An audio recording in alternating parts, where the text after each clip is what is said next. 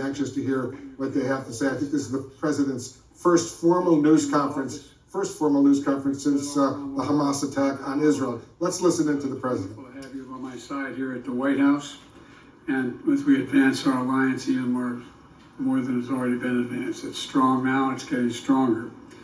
Before I get to the progress Australia and the United States have made today, I want to say just a very few words about the situation in the Middle East. The anger, the hurt, the sense of outrage that the Israeli people are feeling after the brutally inflicted devastation by Hamas is completely understandable. Israel has the right, and I would add a responsibility, to respond to the slaughter of their people. And we will ensure Israel has what it needs to defend itself against these terrorists. That's a guarantee. We also have to remember that Hamas does not represent, let me say it again, Hamas does not represent the vast majority of the Palestinian people on the Gaza Strip or anywhere else. Hamas is hiding behind Palestinian civilians, and is despicable and, not surprisingly, cowardly as well. This also puts an added burden on Israel while they go after Hamas. But that does not lessen the need to operate in line with the laws of war. For Israel has to do everything in its power. Israel has to do everything in its power. As difficult it is to protect innocent civilians. It's difficult. I want to thank the Israelis and the and President Sisi of Egypt for working with the United States to make sure that food, water, and medical supplies are getting through to innocent people in Gaza.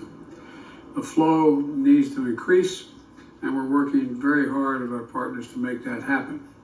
We're also working around the clock together with our partners in the region to secure the release of hostages, and including American citizens left behind and held by Hamas, and the safe passage of foreign nationals out of Gaza, not just Americans, but Australians and a whole range of people who are trapped in Gaza. I also want to take a moment to look ahead toward the future that we seek. Israelis and Palestinians equally deserve to live side by side in safety, dignity, and peace. There's no going back to the status quo as it stood on October the 6th. That means ensuring Hamas can no longer terrorize Israel and use Palestinian civilians as human shields. It also means that when this crisis is over, there has to be a vision of what comes next. And in our view, it has to be a two-state solution. It means a concentrated effort from all the parties, Israelis, Palestinians, regional partners, global leaders, to put us on a path toward peace. In the past few weeks, I've spoken to leaders throughout the region, including King Abdullah of Jordan, President Sisi of Egypt, President Abbas of the Palestinian Authority, and just yesterday with the Crown Prince of Saudi Arabia, about making sure there's real hope in the region for a better future. About the need, and I mean this sincerely, about the need to work toward a greater integration for Israel, while insisting that the aspirations of the Palestinian people will be part of that future as well. I'm convinced one of the reasons Hamas attacked when they did, I have no proof of this, as my instinct tells me, is because of the progress we were making towards regional integration for Israel and regional integration overall. And we can't leave that work behind. And one more word on this.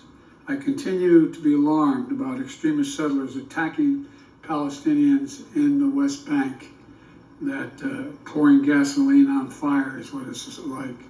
This was a deal. The deal was made, and they're attacking Palestinians in places that they're entitled to be. It has to stop. They have to be held accountable, and it has to stop now. Mr. Prime Minister, I want to thank you for your partnership.